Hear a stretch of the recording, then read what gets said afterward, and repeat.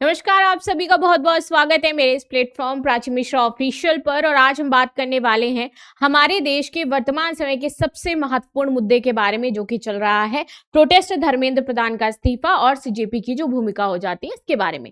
इसी बीच हमारी जो गवर्नमेंट है प्रेजेंट, यानी कि बीजेपी गवर्नमेंट, हमारे प्राइम मिनिस्टर जो चाहते हैं, इन्होंने रात में 1 बजे एक वीडियो शेयर किया और कहा कि देखिए, हम आपके इस मुद्दे को बहुत ही गंभीरता से ले रहे हैं और इसको लेकर के संसद में 27 जुलाई को एक बिल पेश किया जाएगा और पास किया जाएगा, जिससे कि फ्यूचर में कभी भी इस प्रकार की जो पेपर लीक की समस्या है वो उत्पन्न नहीं होगी। तो चलिए इसको देखते हैं और आगे क्या चीजें कही गई हैं।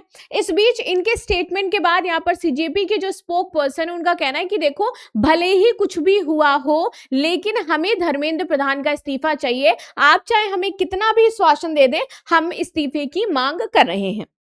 चलो, पेपर लीक संशोधन बिल को कैबिनेट की मंजूरी मिल गई है। 27 जुलाई को संसद में ये पेश होगा। आधी रात को यहाँ पर मैसेज दिया गया है। इसी के साथ ये मैसेज आने पर ही रात में ही जेपी नड्डा जी ने क्या किया कि सोनम वांगचुक का जो व्रत था, अनशन था हमारा 25-26 दिन का, उसको भी तोड़वा दिया गया। तो क्या आपको एक पैटर्न देखने को मिल रहा है कि एक तरफ इनका व्रत टूट गया है, ठीक है, रात में मीटिंग होती है, इनसे बातचीत करी जाती है, ये कुछ पॉइंट्स पर रेडी हो जाते हैं, तो इसका मतलब तो प्रोटेस्ट खत्म हो जाना चाहिए। लेकिन वही जो सोनम वांगचुक अभी तक इस प्रोटेस्ट का मेन चेहरा थे, अब ये साइड लाइन हो गए हैं। क्यों साइड लाइन को किया जा रहा है? अब इनके स्पोक पर्सन कहते हैं कि हमें तो पता ही नहीं है कि उन्होंने क्या किया है। अभिजीत दीपकी का स्टेटमेंट आता है, उनको तो लगता है बंदी बना लिया गया है, और अगर उन्होंने तोड़ भी दिया है अनशन तो हमें उससे कोई मतलब नहीं है, हमें तो इस्तीफा चाहिए। ये आपको थोड़ा थोड़ा वैसे ही दिखाई देगा जैसे कि अरविंद केजरीवाल ने जब अपनी पार्टी फॉर्म करी थी तो उसमें जो अन्ना हजारे का रोल प्ले किया था, वो मुझे लगता है कि अभी ये रोल प्ले कर रहे थे। कौन? यही सोनम वांगचुक जी। और फाइनली इनको ये पता चल गया था कि भैया कुछ होने जाना है नहीं और मुझे यूज कर लिया जाएगा, मैं फालतू में मर भी जाऊंगा और ये लोग तो अपनी पार्टी बना ही लेंगे। तो वही है। अब वांगचुक ने भूख हड़ताल तोड़ने के कुछ 5 कारण जो उन्होंने बताए थे कि भैया देखो, मेरी जो जो मांगे थी वो गवर्नमेंट ने मानी है, जैसे कि प्रदर्शनकारी जो छात्र हैं उन पर पहले केस नहीं दर्ज होगा, ये आश्वासन दिया है। भले ही वो किसी को मार दे, भले ही वो किसी लेडी कांस्टेबल जो 4 महीने की प्रेग्नेंट है उसके पेट में लात मार करके उसको उसके बच्चे को थ्रेटन करे या उस लेडी को थ्रेटन करे, भले ही महिला पत्रकार के कपड़े फाड़ दिए जाए, भले ही प्रदर्शनकारी कुछ भी करे, लेकिन केस दर्ज नहीं होगा। ये किस तरीके का न्याय है भैया? मुझे तो समझ में नहीं आया। और ये वाइस वर्सा है, दोनों साइड से ही चल रहा है। आगे आते हैं। पेपर लीक और परीक्षा प्रणाली में जवाबदेहिता पर संसद में चर्चा करने का आश्वासन मिला है। ये एक अच्छा पॉइंट हो जाता है, जो कि बेहतरीन पॉइंट था। आत्महत्या करने वाले जो छात्र हैं उनके पेरेंट्स को मुआवजा दिया जाएगा, विच इज ऑल्सो ग्रेट। 65 सांसद जो है हमारे, वो संसद में मुद्दा उठाएंगे इस बात का लेकर के कि जो पेपर लीक हो रहा है भारत में, इसमें कैसे सुधार किया जाए, इस पर बातचीत होगी। नाउ आगे भी आंदोलन जारी रखने के लिए अनशन समाप्त करने की यहाँ पर बात कही गई है। तो उन्होंने मेंशन कर दिया है कि भैया आगे के भी आंदोलन अगर जारी रहेगा तो मैं अनशन पर नहीं बैठूंगा। आपको एक बात पता होनी चाहिए कि इस अनशन में सबसे ज्यादा जो जान फूकी थी वो थे सोनम वांगचुक। अगर सोनम वांगचुक का अनशन टूटा है तो मतलब कहीं ना कहीं ये प्रोटेस्ट कमजोर हुआ है। प्लस जो हमारी गवर्नमेंट चाहती थी कि इस प्रोटेस्ट को कुछ टुकड़ों में बांटना, वो बट चुका है। विजेता दैया जा चुके हैं, सोनम वांगचुक जा चुके हैं, विकेट गिरने चालू हो गए और धीरे धीरे करके ये प्रोटेस्ट जो है वो डीरेल होगा और उसके बाद समाप्त हो जाएगा। राइट? अब यहाँ पे क्योंकि प्रदर्शनकारियों को समझ ही नहीं आ रहा है कि क्या मुद्दा है, हमें किसके साथ खड़े होना है। मुद्दा था हमारा पेपर लीक, लेकिन वो बहुत ज्यादा गुटों में बट चुका है। तो अब इस प्रोटेस्ट का तो कोई बहुत ज्यादा, मैं कहूं कि ये बचा हुआ है कि कुछ होना है नहीं होना है, क्योंकि मोस्टली मांगे सरकार ने पूरी करी और यहाँ पर समझ भी आ रहा है सरकार को कि चल क्या रहा था। क्योंकि इसमें इन्वॉल्वमेंट अगर मैं बताऊं तो हमारे जो बांग्लादेश जैसी कंट्री है वहां से फंडिंग आ रही है, कुछ यहाँ पर आपके इंडिया में ही एंटी नेशनल तत्व हो जाते हैं, वहां से भी फंडिंग आ ही रही है। तो ये जानबूझ करके इंडिया में एक कहते हैं ना कि अनरेस्ट क्रिएट करने का प्रयास चल रहा था, तो वो भी समझ में आ रहा है। तो पेपर लीक संशोधन बिल को कैबिनेट की मंजूरी मिल गई है। शुक्रवार को संसद में पीएम मोदी की अध्यक्षता में कैबिनेट बैठक होती है। बिल 27 जुलाई को आ जाएगा।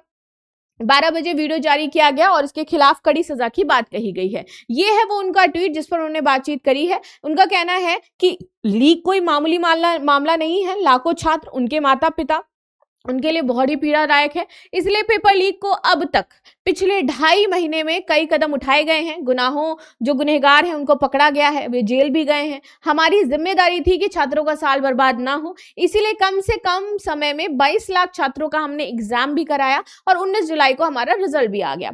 हम इतने से संतोष नहीं करने वाले, इसीलिए हम फास्ट ट्रैक कोर्ट्स भी बनाएंगे। यानी कि एक तो हमारे पास क्या आ जाएगा, न्यू बिल आ चुका है, और दूसरा इस बिल से रिलेटेड और एक अच्छी चीज है कि हमारे पास फास्ट ट्रैक कोर्ट्स भी आ चुके हैं, जो इससे संबंधित अगर कोई पेपर लीक वगैरह होता है तो उसको देखेंगे। एंड आई थिंक जो बेस्ट यहां पर चीज थी वो गवर्नमेंट ने हमें प्रोवाइड करवाई है। So this is going to be a better. Now आप देखो, इतने सब जो चीजें हुई हैं या सारी चीजें आपको दिखाई जा रही हैं, तो इसमें कुछ बातें हैं जो हमें जरूर खटक रही हैं कि भैया जंतर मंतर में आए दिन खाना कौन भेज रहा है। चलो ठीक है, आप सपोर्ट कर रहे हो, लेकिन आ कहां से रहा इतना पैसा? 3-3 करोड़ की फंडिंग दी जा रही है, किस लिए दी जा रही है ये भी है। अब ऊपर से ये जो प्रोटेस्ट कर रहे थे, इनका कहना है कि हम तो रुकेंगे नहीं। क्यों? क्योंकि हमें तो इस्तीफा चाहिए, ये हमारा मेन गोल था, राइट। तो अब यहाँ पर ईगो की बात बन गई है सीजेपी वालों के लिए कि भैया हमें ऐसे कैसे टरका दिया, बताओ, हमारे सोनम वांगचुक से भी अनशन तुड़वा दिया, अब हमारा होगा क्या? तो इस चक्कर में ये परेशान है और दोबारा से अब इसको आग हवा देना चाहते हैं प्रोटेस्ट को, कि ये प्रोटेस्ट खत्म ना हो कुछ भी करके, जबकि ये प्रोटेस्ट अब फाइनली अगर मैं बात करूं तो खत्म होना ही चाहिए। अब देखिए, पीएम मोदी के इस वीडियो संदेश के बाद राहुल गांधी ने एक बात कही कि भैया हम तो आपसे क्या कह रहे थे कि इस्तीफा दो। आधी रात में वीडियो बेकार आपने साझा किया, ठीक है, आप प्रधान को हटाएं और छात्रों को पीटने वालों को आप सजा दें, हम इतना चाहते हैं। तो विपक्षी पार्टी भी मौका कहां छोड़ेगी भाई, उसका भी यही कहना है। सीजेपी ने कहा कि परीक्षा में गड़बड़ी के खिलाफ सरकार को जो सबसे सख्त कार्रवाई कर सकता था वो केंद्रीय जो शिक्षा मंत्री हैं उनको हटा देना चाहिए था।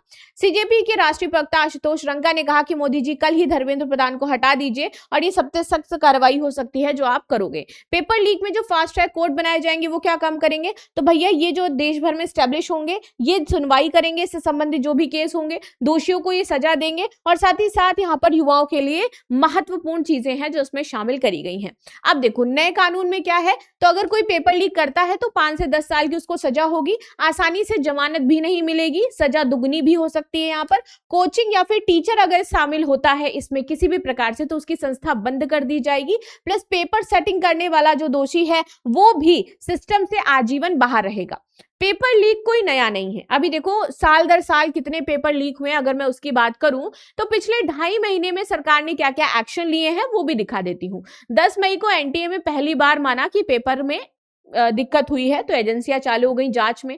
12 मई को सरकार के मंजूरी के बाद 3 मई को हुई नीट यूजीसी 2026 की परीक्षा रद्द होती है। 12 मई को पूरा मामला सीजेपी के पास जाता है। 15 जून को सरकार ने औपचारिक सीबीआई की जांच गठित करी। 18 जून को एफआईआर दर्ज होती है। 21 जून को री एग्जाम होता है। 16 जुलाई को री नीट रिजल्ट जारी होता है। 21 जुलाई को प्रधानमंत्री ने पहली बार सार्वजनिक रूप से कहा कि पेपर लीक घोर पाप है, और 23 जुलाई को पेपर लीक को रोकने के लिए कानून लाया गया।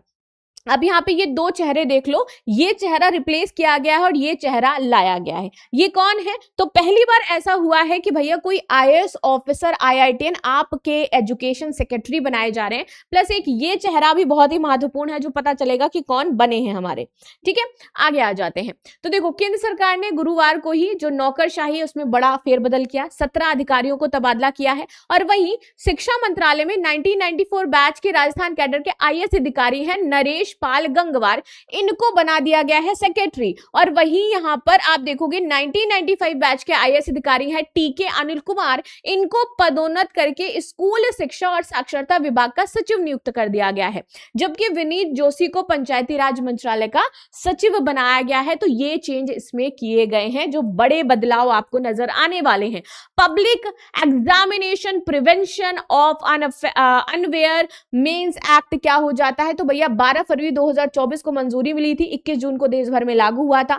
3 से 5 साल की कैद, 10 लाख का जुर्माना था। फिर 5 से 10 साल की कैद, 1 करोड़ का जुर्माना था। फिर उसके बाद 1 करोड़ तक जुर्माना, 4 साल तक का कोई परीक्षा व्यवस्था नहीं। और इसको लेकर के बहुत सारे प्रावधान किए गए थे कि गैर जमानती होगा, मामला जो है समझौता किसी प्रकार से नहीं किया जाएगा, केस में डीएसपी और सीनियर अफसर जो है वो इन्वॉल्व होकर के आपके इस पूरे केस को सॉल्व करेंगे। लेकिन इसके बावजूद भी ये शांति से नहीं रहना चाहते हैं। इनका कहना है कि भैया हमें इस्तीफा चाहिए, क्योंकि धर्मेंद्र प्रधान के इस्तीफे के बाद ही हम शांत होंगे। लेकिन क्वेश्चन इज दैट कि क्या धर्मेंद्र प्रधान के इस्तीफे के बाद सारी चीजें ठीक हो जाएंगी, क्या सिस्टम हमारा ठीक हो जाएगा? तो आप किसको लेकर के क्या राय है जरूर बताइएगा। मिलते हैं हम लोग नेक्स्ट क्लास में, तब तक के लिए धन्यवाद। लाइक शेयर सब्सक्राइब करना बिल्कुल भी ना भूलें। और ये जो पीडीएफ है आपको मेरे टेलीग्राम चैनल पर मिलेगी, प्राची मिश्रा ऑफिशियल, तो इसको जरूर से जरूर ज्वाइन करें। And thank you so much again.